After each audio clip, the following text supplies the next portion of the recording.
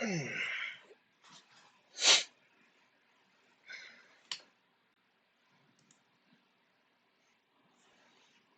right, we're gonna do a short one. Just Levi Nicks.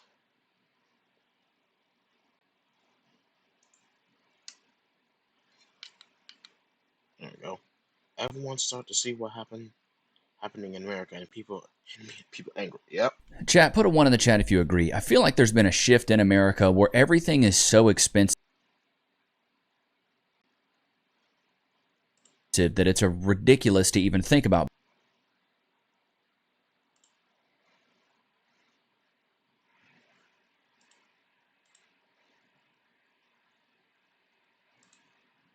buying a new car, buying a new home. I remember when I was a kid, if you made over $100,000 a year, you were winning, bro. You could afford a really nice home. Nowadays, the home price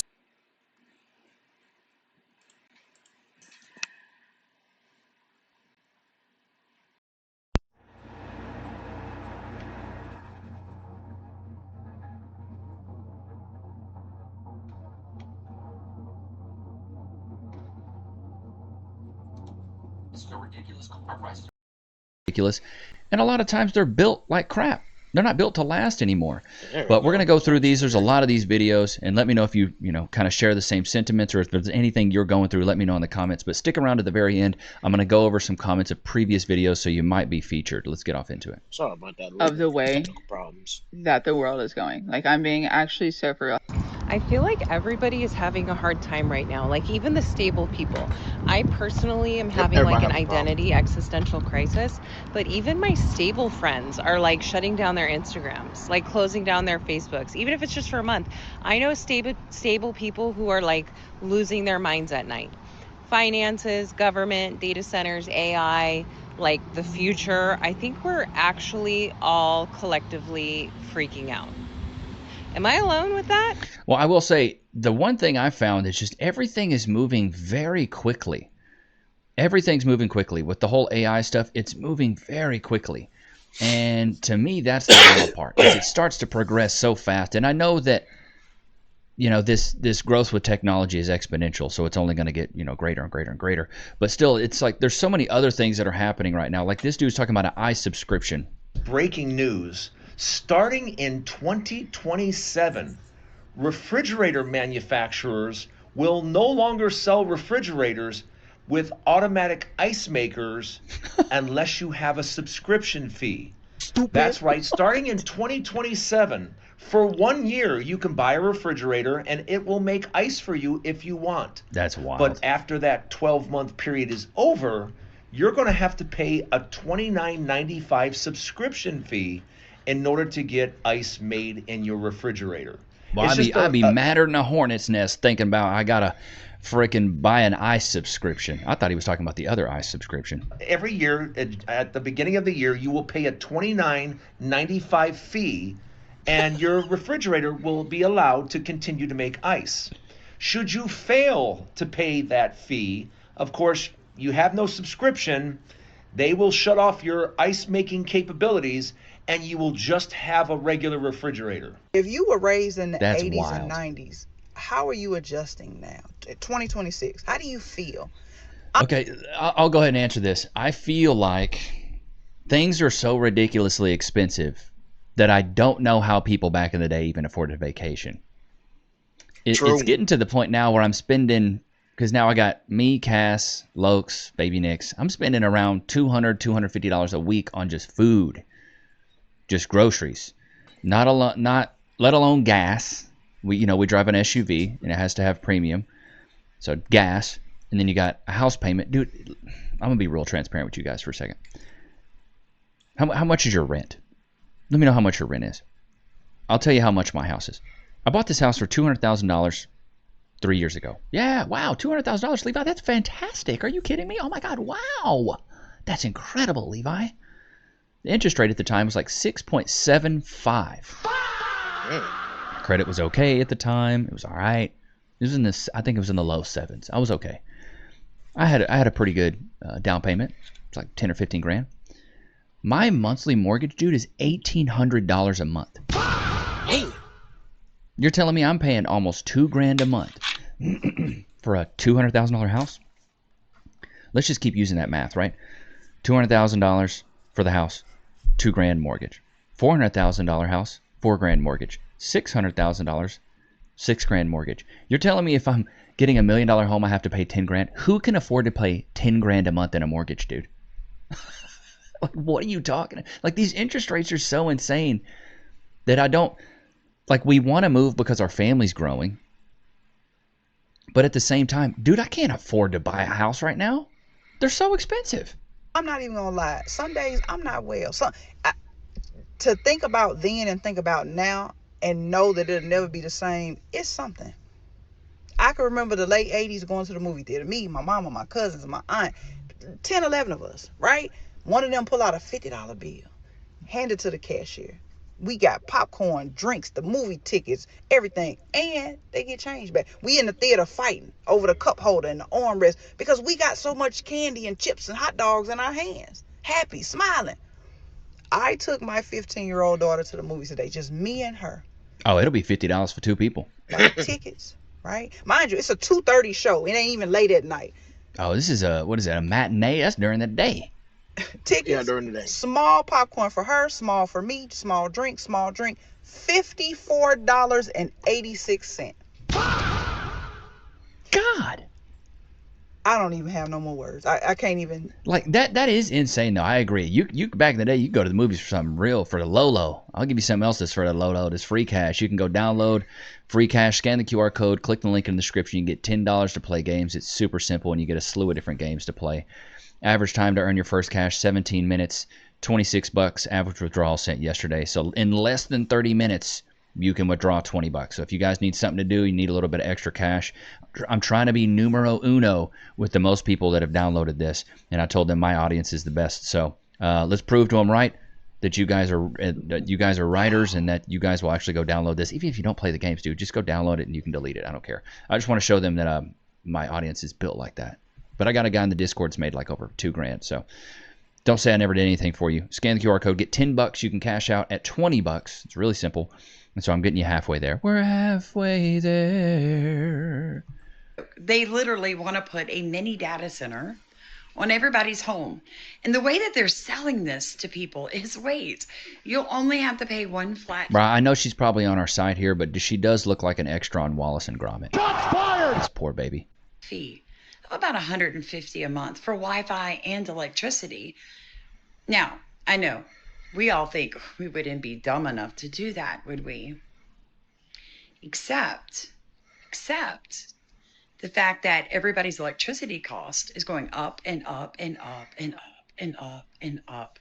This is so true, dude. Even my electric bill in my little bitty house, my 1,200 square feet, you're talking $200 a month. Now, to be fair, it has been 101 in Texas recently, so. And up because of the data centers being put in everywhere. So listen to this. With JP Morgan and Morgan Stanley on a financing package for a data center in El Paso, Texas, to the tune of $13 billion, mostly in debt.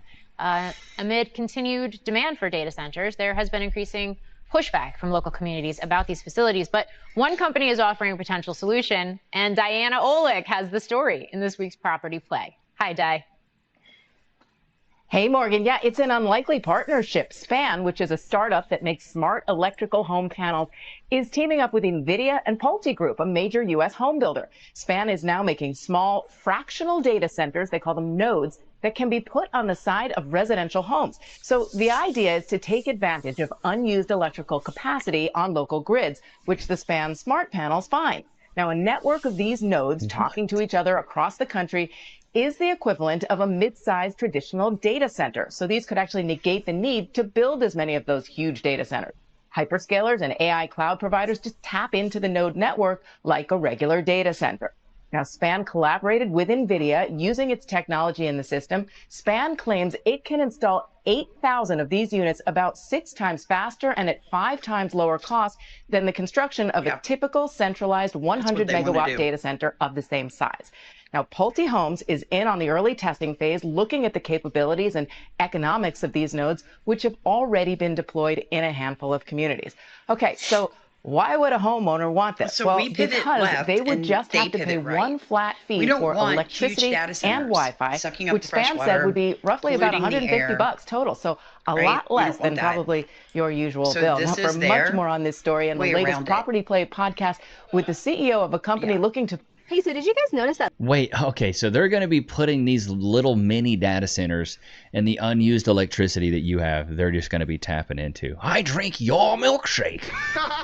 This is crazy. Literally nobody cares about anything anymore. Like actually, like nobody cares.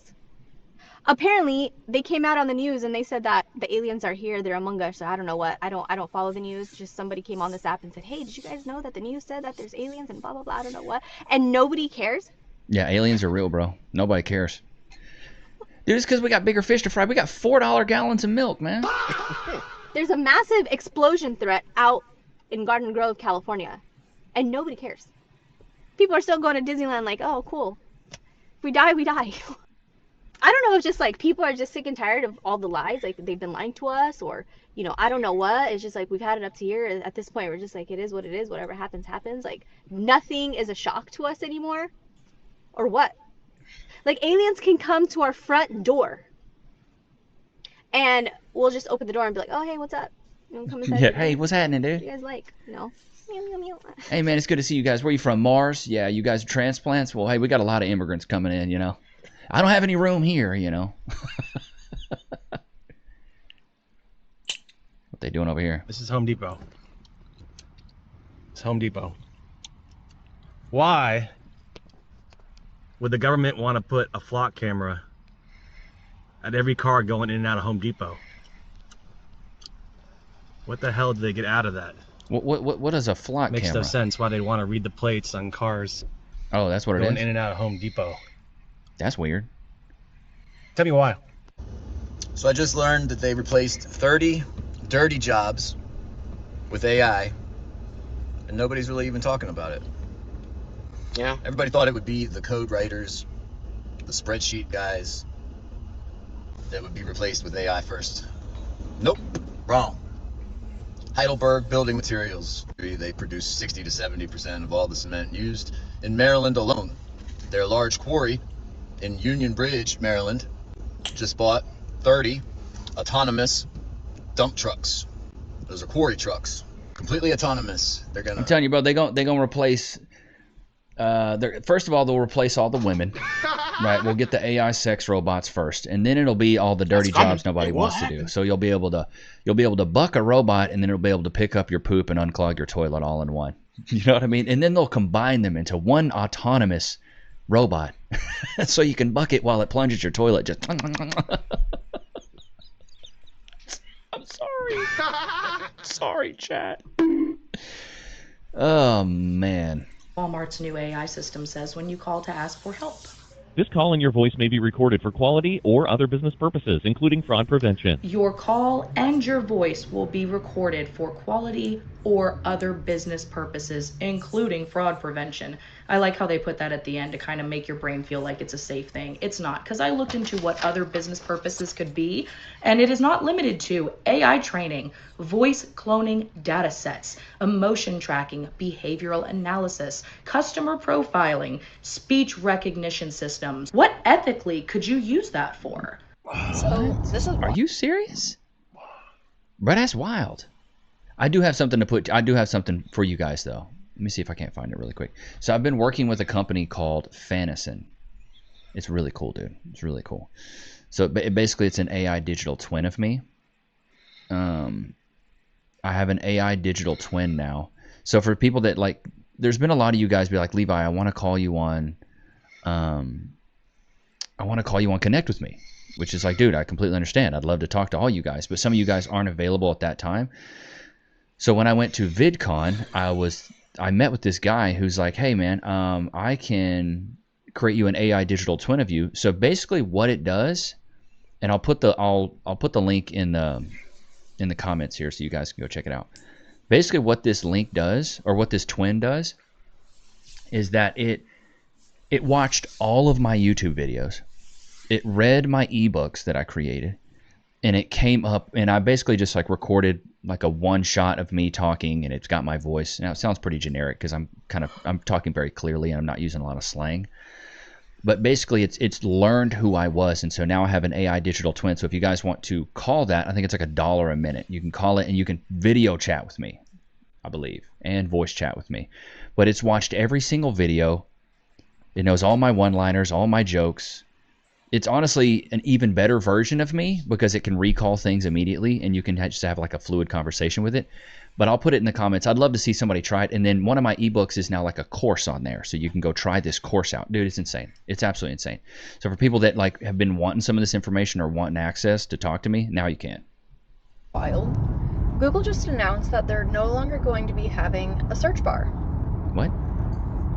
That they're going to be completely relying on AI to be able to come up with what you want to be looking at already. What? Which sucks for businesses, including myself, because you'll never be able to click on my website because there's no longer going to be the Google links. But I'm a level 7 local guide Google reviewer. What is this going to do to my online meaningless clout? Word. Explain to me what this is. I was just driving and I noticed this camera staring at me. There's a camera poking on both sides. What is that? You're not slick. What is this, Arizona? Explain to me. And there's a cable going on the backside. Turns up here and just goes off in the distance. This camera is kind of out of the way, so it makes it easier to try to reverse engineer if any signals are coming from it. This is the Bluetooth. Is this dude hacking this and recording it? That is in our environment currently. This is the Wi-Fi. Not seeing anything that stands out. Again, this camera is at the entrance to a park, so it's only capturing people coming into a park. It appears to be one of the newer modules, or models. A lot of stuff on the back of the solar panel, so just seeing if we can detect any signal coming from it. Again, nothing that's standing out. Here's all the Bluetooth. What is it going to say? FBI kidnap van? You know what I mean? Wi-Fi. We're using a stock Raspberry Pi and a Sophia Android node. This dude is kitted out, bro. Again, nothing obvious coming off of it.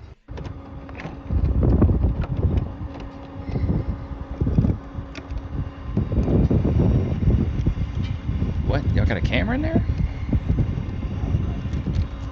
Do you want to know why they want to make society cashless? If you do something they don't like, they can freeze your card and you won't be able to buy anything. Mm-hmm. Hey, so everyone has lost their mind. Apartment hunting, housing market, renting, whatever it is, you've absolutely lost your mind. So as I sit here apartment hunting here in Los Angeles, would you believe that I came across this place, $2,500 a month, okay, one bedroom, no utilities included, you have to pay for your parking, bare bones, 3 times the rent, $650 minimum credit, okay? I scroll down to the bottom and I see that in order for you to access your unit that you are paying $2,500 for, That's so expensive. you must subscribe to a monthly membership to use your key fob. If you don't, you will not be able to access your unit that you pay $2,500 for. Imagine, you just don't have enough for that subscription. You pull up to the house and you're like, oh my God, I don't have any money for this subscription for my keys. I guess I'll just sleep on the doormat, dude. What are we doing? That is lost your mind level crazy. Oh my God. Subscribing to your house keys? A subscription for your house keys? I will say, and put a 1 in the chat if you agree, I'm actually pretty sick of all the subscription models for absolutely everything. Everything's a subscription now. That absolutely drives me up a freaking wall. I get so sick of it, dude. So sick of it. I was excited about Memorial Day, and nobody is excited about the 4th of July. It's the 250th anniversary of this country existing via the Declaration of Independence. Like, does nobody else notice the lack of excitement, the lack of anticipation? I mean, I will say I didn't feel a big push this year for 4th of July, but there's probably a few reasons for that. I'm older. I'm not looking to party. But we did go to the locals farmers market, and they was tearing it up. They was cutting a rug out there. I swear every millennial in 2026 is just totally ready to pull a complete 180, because we basically grew up in an era where we watched innovation make life genuinely better every single year. Like, think when cell phones first came out, or iPods, digital cameras, smartphones, when there was literally an app for everything. Like, we were so incredibly pumped. We were. And then it just turned. Everything became a subscription. Social media became an algorithm. A sandwich costs $20 for whatever reason, and you can't go 24 hours without some sort of once-in-a-lifetime event coming directly to your phone, which is now, by the way, a 7-inch supercomputer that was designed to command our attention 24/7. Like, where I'm getting at, we were sold on the idea that technology was going to bring convenience and make things more affordable, and it just snowballed into whatever era we are currently living in today. And now, almost every millennial I know would basically gladly trade all of it for a job as a park ranger who only needs a flip phone, who lives out west in like a tiny town with this cute little diner on the corner where the waitress knows their order. I think I speak for almost. Dude, I ain't gonna lie. That to me is one of the perks of living in a small town. I've even talked to Cass about this. Like, yo, let's just move to Thailand. Let me just get these baggies up and pull a PewDiePie and move to Japan or something. Millennials when I say we're tired in a way that feels permanent. You know, it's not like I stayed up too late type of tired, or I just need a good night's rest tired. No, it's more like I have 507 open tabs in my brain that I can't close type of tired.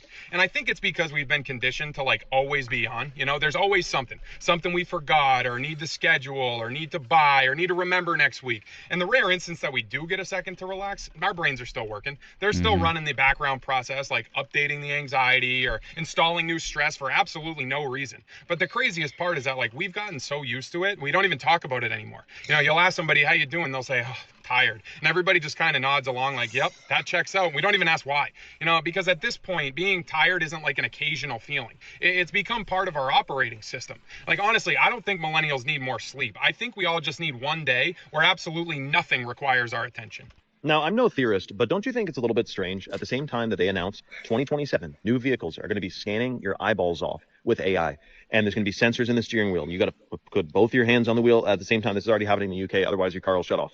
What? Don't you think it's a little bit strange that while that's happening, a spontaneous oil shortage is happening, which is making them add more ethanol, or this is the excuse to add more ethanol to the gas, which is horrible for old engines.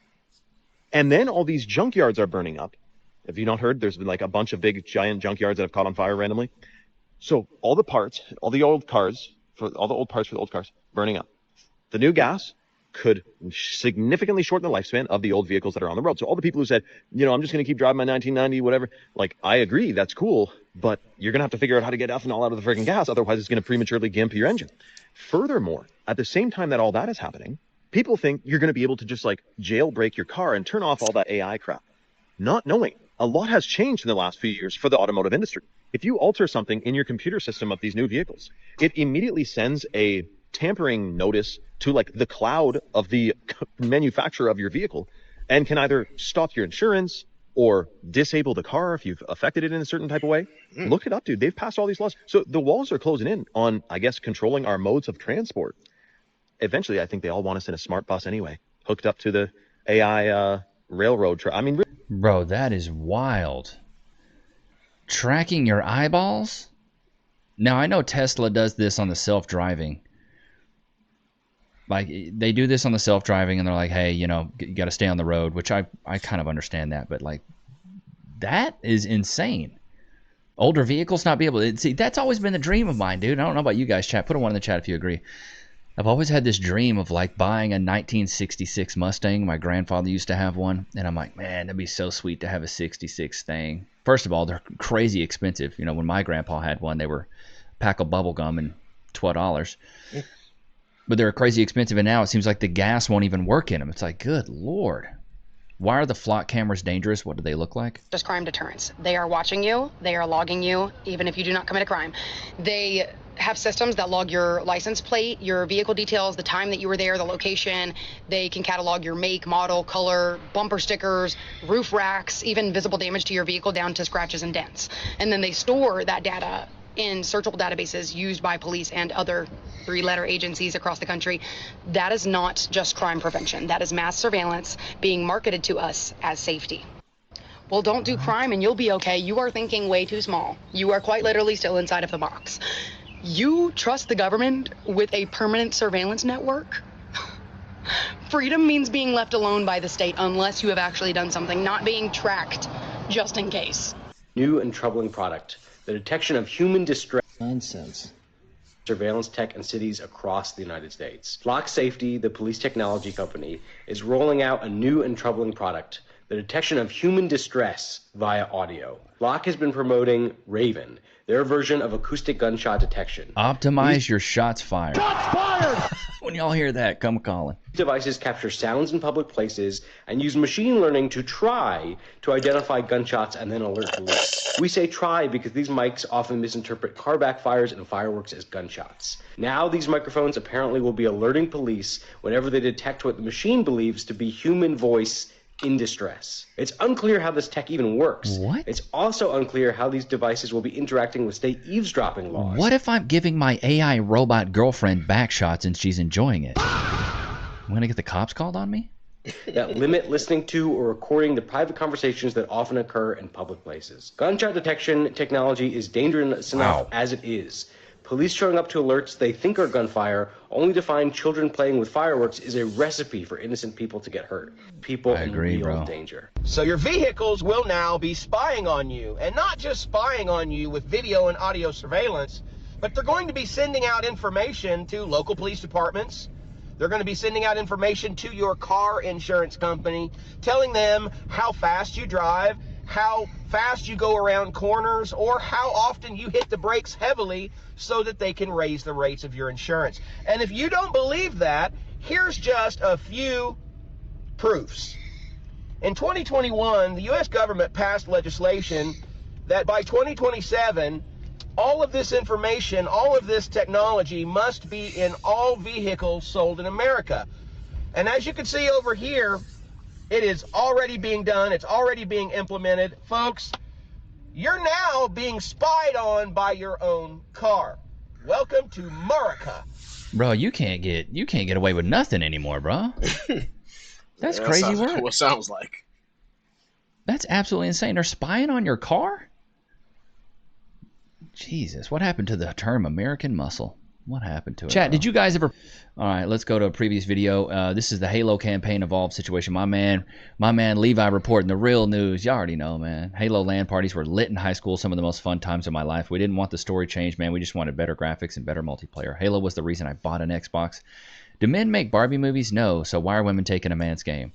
We sharpied the F out of your face if you passed out. That's what I'm saying. My gamer tag was a vehicle for a long time. I grew up with CE. I was 17. My friend bought the first Xbox over the day it released to my buddy's house. We all used to skip school and go hang out along with Halo. Dude, we skipped school too, bro. I skipped school. I feel you, bro. The console never turned off. Barely slept. Brought multiple big tube TVs to play custom games. Bro, that's what we did. Then Halo 2 dropped and I spent an insane amount of hours trash talking the worst despicable stuff you've ever heard. Halo 3 was the same on steroids. My life revolved around waiting to get together with my friends to play custom games and building Forge maps. I'll never forgive F343 for absolutely destroying and pissing on the grave of this once insanely legendary franchise, bro. I agree. That some of the best times I ever had playing a video game in general was playing Halo. Anybody else remember screaming like a girl the first time they fought the Flood? Oh my god, I'd rather play Resident Evil 2. My name is Halo. My name on Halo was Ingrown Toenail. Halo got bad when Bungie stopped doing it after they did Halo Reach. Everyone who went to high school in the late 2000s, 2014s had a core Halo memory. This game touched an entire generation. Take me back to the days of Halo LAN parties with my friends. Dude, what I'd give to do that. These people don't understand Halo yet. They want to change it to fit their own garbage political views. My barracks room in the Army became the Halo room. We had 4 TVs, 4 Xboxes, 16 controllers, and Halo was played 24/7. Dude, that's so dope. Bro, Pistol was OG sniper, could 2-tap at any distance. Yeah, was it a 2-shot? Like a 2 headshot? It might have been a 2. I thought it was a 3. Remember using some tunnel app to fool Xbox into thinking the game's being played locally? Oh my god. Bro, we used to do standbying. So basically when the game would get teed up, you would pull out. So like you're getting booted into the game, you pull out your internet cord, and then as soon as the game connects, you put the internet cord back in, and then you could stand by being host. And if you stand by being host, What that meant is that you could use cheats. I used to mod Xboxes. I was modding Xboxes in middle school. I would charge a kid $5-10, and I would mod his Xbox for him, and then everybody got banned. But you could just sit in the middle of a map and just jump up to the top and just hold the trigger and just murder all the people. It was awesome. That game was great because you could cheat, and it was easy to cheat. It was great. Man, the good old days, man. Loki, Bree, sit, wait. What a good boy. Bree, go to your place. But yeah, man, this is craziness, bro. It's a wild 2026. It's a wild 2026. Put "they're watching you" in the chat if you stuck around this long. Put "they're watching you." But I hope you guys enjoyed today's episode. Don't forget to like, comment, subscribe. It's always good to have you guys out, man. Until next time, peace.